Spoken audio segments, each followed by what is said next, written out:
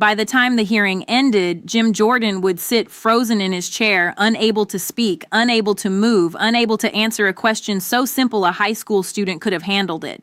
The question was 7 words long. The silence that followed would stretch to 19 seconds, and the bank records Jasmine Crockett placed on the table in front of him would end any pretense that his years-long investigation into the Biden family had ever been anything more than political theater built on air. But we're getting ahead of ourselves. Because to understand why those 19 seconds destroyed him so completely, you need to understand how the hearing began. You need to see the arrogance. You need to hear the contempt in his voice when he looked at her. Jim Jordan entered the House Oversight Committee hearing room the way he always did, jacket off, sleeves already rolled to the elbows, that trademark posture of a man who believes he owns every room he walks into. He'd spent 3 years building this investigation, 3 years of subpoenas, press conferences, and Fox News appearances, promising that any day now the evidence would surface. Any day now the proof would arrive. The Biden crime family would be exposed, prosecuted, destroyed. And now, on this particular Thursday morning, he had his prime time moment. The cameras were rolling, the room was packed. Conservative media had promoted this hearing for a week as the day everything would finally be revealed. Jordan took his seat at the head of the committee table, grinned at the gallery, and adjusted his microphone with the confidence of a man who believed he'd already won. He opened with what he clearly thought was his strongest card. His voice carried that practiced blend of folksy Ohio charm and prosecutorial aggression that had made him a darling of the MAGA base. He talked about millions of dollars. He talked about shell companies and wire transfers and suspicious activity reports. He used the phrase Biden crime family 4 times in his opening statement. He said the word corrupt 7 times. His voice rose when he talked about how the mainstream media had refused to cover this story, how the Department of Justice had looked the other way, how Democrats on the committee had spent 3 years running interference for a president whose family had sold access to the highest office in the land. And then, because this is what Jim Jordan does, because this is the only move he's ever known, he looked directly at Jasmine Crockett and dismissed her before she'd said a word. She was seated 4 chairs down from him, her hands folded on the table in front of her, a single slim folder closed beside her legal pad. She'd been taking notes during his opening statement. She hadn't interrupted once. Jordan gestured toward her with the back of his hand, the kind of casual, dismissive wave you'd give to shoo a fly. His smile was pure condescension. "Now I know the gentle lady from Texas is new to this committee," he said, drawing out the word new like it was an insult. "I know she hasn't had time to review all the evidence we've gathered over 3 years of exhaustive investigation, so I want to be patient with her. I want to give her the benefit of the doubt. But facts are facts, and no amount of talking points from the White House are going to change what these bank records prove." The room shifted. You could feel it. Republican members grinned. Conservative commentators in the gallery leaned forward. This was the storyline they'd been promised. The seasoned investigator versus the freshman representative who'd been sent to run interference and didn't know what she was walking into. Jasmine Crockett didn't react. Her expression didn't change. She finished writing whatever note she'd been working on, set her pen down with deliberate care, and looked at Jordan the way a surgeon might look at an X-ray before making the first incision. Something about that stillness should have warned him, but men like Jim Jordan don't recognize warnings. They recognize only their own momentum. He continued for another 6 minutes. He laid out what he called the pattern. Wire transfers from foreign nationals to shell companies controlled by Hunter Biden associates, those associates then making payments to members of the Biden family. He produced charts. He referenced testimony from IRS whistleblowers. He quoted text messages that he claimed proved Joe Biden had been involved in his son's business dealings from the beginning. He built it up piece by piece into what was supposed to sound like an ironclad case. The entire time, Crockett sat perfectly still. She didn't object. She didn't interrupt. She didn't ask for a point of order. She simply waited, her folder still closed, while Jordan constructed the full architecture of his accusation. Let him commit to it. Let him say it all on the record. Let him make every claim he intended to make, so that when the folder opened, there would be nowhere left to hide. When Jordan finally finished, he sat back in his chair with visible satisfaction and said, "I yield my time." He glanced at Crockett again with that same dismissive smile. He'd given her the opening to respond, but the smile said he already knew nothing she said would matter. The evidence was the evidence. The bank records spoke for themselves. The chairman recognized Representative Crockett for her time. She thanked him with a nod, then she opened the folder. The sound of the paper separating from the cover was somehow audible in the sudden quiet. She removed a single document, placed it face up on the table, and looked at Jim Jordan with an expression that could only be described as clinical curiosity. Her voice when she spoke was soft, almost gentle. The kind of tone a teacher might use with a student who'd just confidently given the wrong answer to a simple question. "Mr. Jordan," she said, "I appreciate your opening statement. I really do. It was very thorough, very detailed. You clearly put a lot of work into those charts." She paused. Let that sit for a moment. Then she picked up the document in front of her and held it so the cameras could see the official Treasury Department letterhead. "I have here the final investigative report from the Treasury Department's Financial Crimes Enforcement Network regarding the very transactions you just described. This report was completed last month. It's dated March 15th, 2025. It's 47 pages long. And Mr. Jordan, I have to ask you something because I'm genuinely curious." She set the document down and leaned forward slightly. "Did you read it?" Jordan's smile flickered, just for a second, just long enough that the cameras caught it. "I'm familiar with the report," he said. His voice had lost some of its earlier confidence. "And as I've said repeatedly, the Treasury Department has been stonewalling this investigation from the beginning." Crockett held up one finger. Not aggressive, not theatrical, just a simple, clear gesture that said, "I'm not finished." Jordan stopped mid-sentence. She picked up the document again. "I'm going to take that as a no," she said. "Because if you'd read this report, Mr. Jordan, you would know that on page 23, the investigators specifically addressed the exact wire transfers you showed in your charts, the ones you claimed were payments from foreign nationals to Biden family members." She turned to page 23. The paper rustled in the silence. She'd marked the section with a yellow tab. "I'm going to read this verbatim because I want to make sure I'm not editorializing. This is the Treasury Department's Financial Crimes Enforcement Network, not a partisan source. Quote, analysis of the flagged transactions revealed that all payments in question represented reimbursements for documented business expenses, primarily related to real estate consulting services provided by Hunter Biden and James Biden between 2017 and 2019. All transactions were accompanied by invoices, contracts, and supporting documentation. No evidence of illicit activity was identified." End quote. The room had gone very quiet. Jordan's hand moved toward his microphone, but Crockett wasn't done. "Page 31, she continued, turning forward in the document. Another yellow tab. "This section addresses what you called shell companies controlled by Biden associates." Again, verbatim, "The entities in question are standard limited liability companies registered in accordance with Delaware state law. All were established for legitimate business purposes and maintained appropriate corporate records. Use of LLC structures for real estate and consulting ventures is routine and does not, in itself, indicate illicit activity." End quote. She set the document down and looked at him. "So my first question, Mr. Jordan, is this. If you were aware of this Treasury Department report and your staff has had access to it for 5 weeks now, why did you just spend 15 minutes describing transactions that federal investigators have already determined were completely legal?"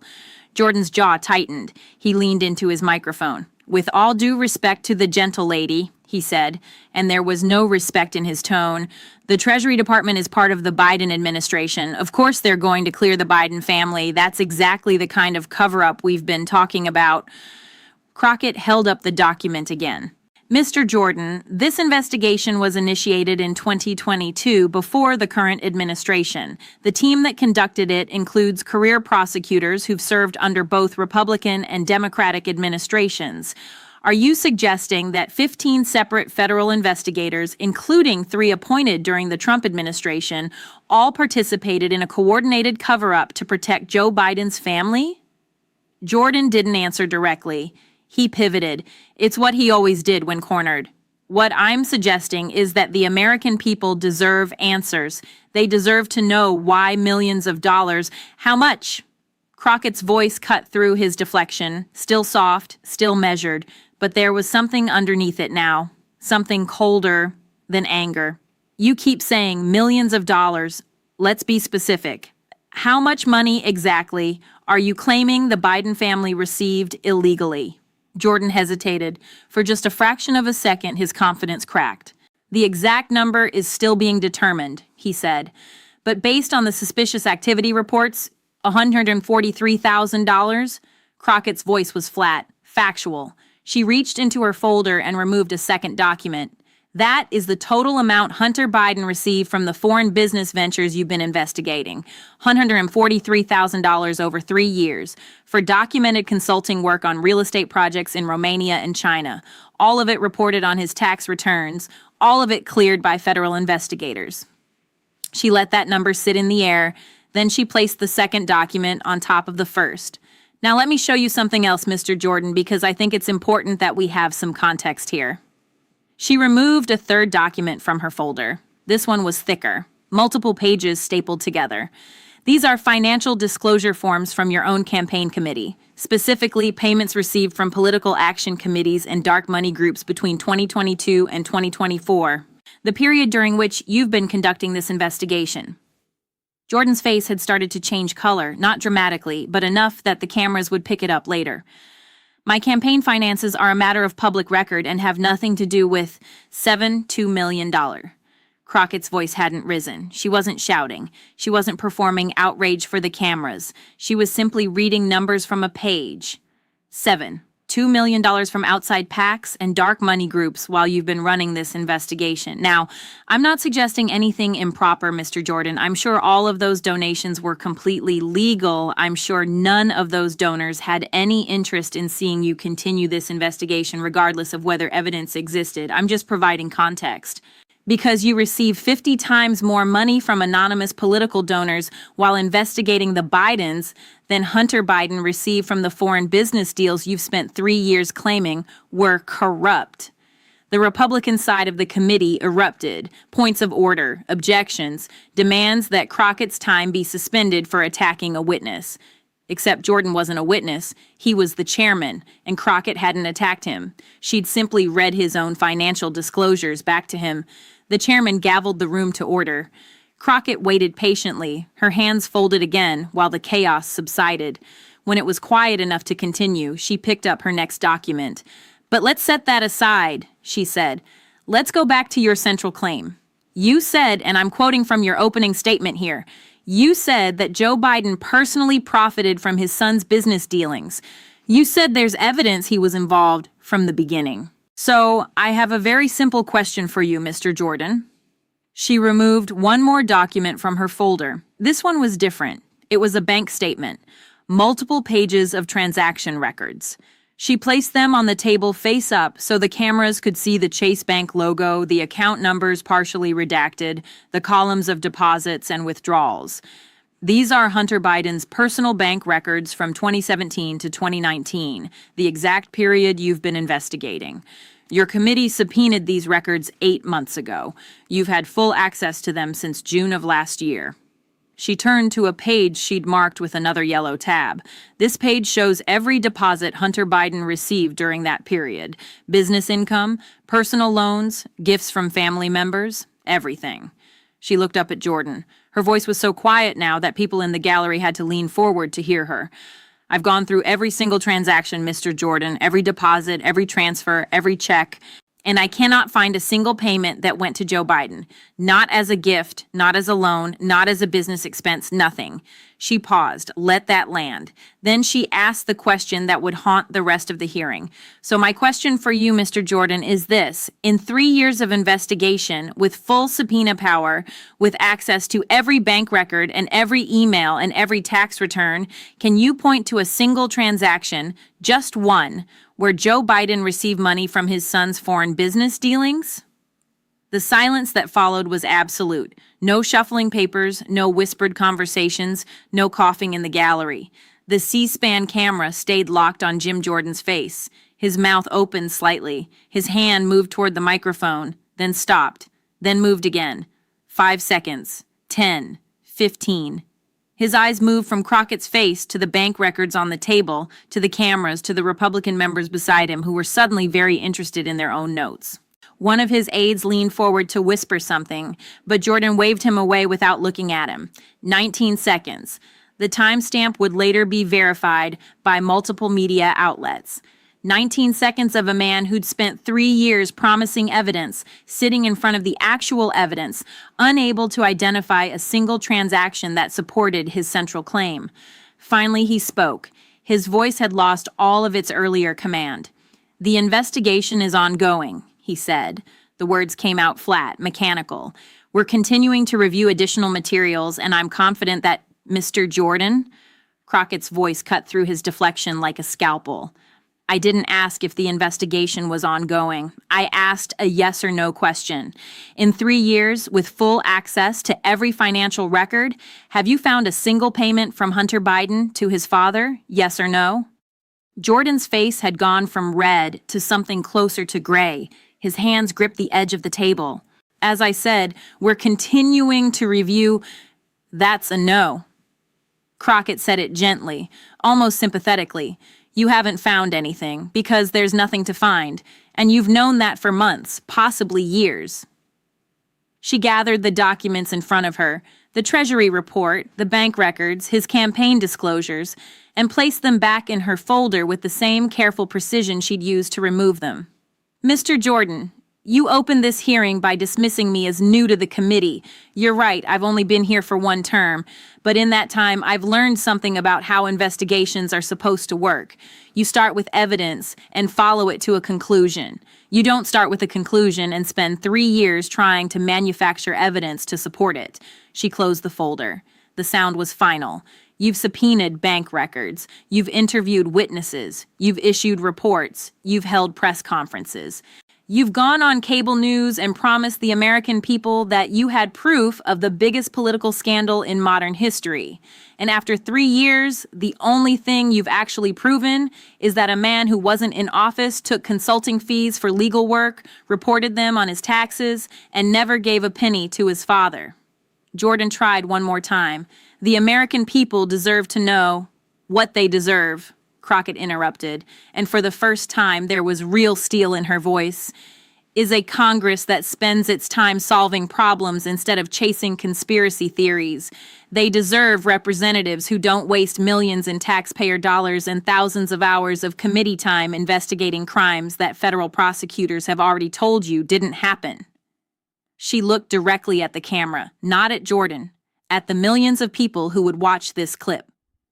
"You want to talk about what the American people deserve? They deserve better than this.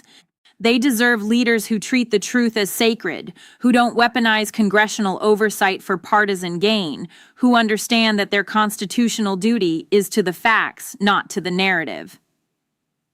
Then she turned back to Jordan. Her voice dropped again, quiet, almost kind. "You questioned my qualifications at the start of this hearing, Mr. Jordan. You implied I hadn't done my homework. But I read the Treasury report, all 47 pages. I reviewed the bank records, every transaction. I talked to the federal investigators. I did the work, and the work led me to the truth." She paused. Let that final sentence resonate. "Maybe the question isn't about my qualifications. Maybe the question is, if you'd done the same work, would you have had the integrity to admit what it showed?" Jim Jordan sat frozen. His aides were frantically scribbling notes, preparing some kind of response, some way to recover. But Jordan himself seemed unable to move.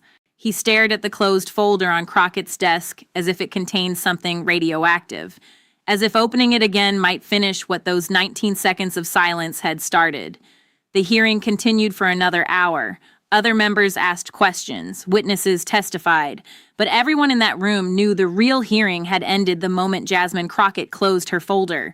Conservative media would try to spin it. They'd clip Jordan's opening statement and pretend the rest hadn't happened. But the bank records were public now. The Treasury report was public, and 19 seconds of silence couldn't be explained away. In the hallway afterward, reporters swarmed Crockett. They wanted the hot take. They wanted her to spike the football. They wanted her to declare victory and attack Jordan's credibility. She disappointed them all. Her statement was 2 sentences long. I didn't come here to embarrass anyone. I came here to present the facts. The facts speak for themselves. That night, the clip went viral. Not the whole hearing, just those 19 seconds. Jim Jordan, the man who'd built a career on aggressive questioning and relentless attacks, sitting in complete silence while a freshman representative asked him the simplest possible question, "Where's the evidence?" The clip was shared 400,000 times in the first 6 hours. It appeared on evening news broadcasts. It was dissected on cable panels. Political science professors used it in classes about congressional oversight, but the real impact happened more quietly. In the days that followed, 3 separate Republican members of the Oversight Committee quietly distanced themselves from Jordan's investigation. 2 requested transfers to different committees.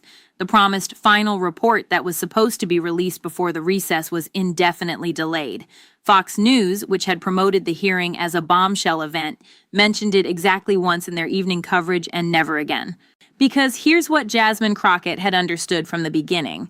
Jim Jordan's investigation was never about finding evidence. It was about creating the perception that evidence existed. It was about keeping the story alive long enough to damage a presidency through innuendo and implication. It was political theater dressed up as oversight, and it only worked as long as no one forced him to produce actual proof. All she'd done was ask him to show his cards. And when he couldn't, when he sat there in 19 seconds of devastating silence, the entire structure collapsed. Not because she'd destroyed him with rhetoric or partisan attacks, but because she'd simply asked him to prove the thing he'd claimed to have proven 3 years ago. That's not partisan politics. That's just math. And Jim Jordan, the man who'd spent 3 years claiming to follow the money, had finally been asked to show his work. The silence that followed was the sound of a man realizing he had nothing to show. Nothing but charts and theories and assumptions, all built on a foundation that had never existed. You questioned her qualifications at the start of the hearing, Mr. Jordan. You implied she didn't understand how investigations worked, but she understood something you'd apparently forgotten. In a real investigation, the evidence leads to the conclusion. And when you can't show the evidence, all you're left with is silence. 19 seconds of it, counted, documented, permanent.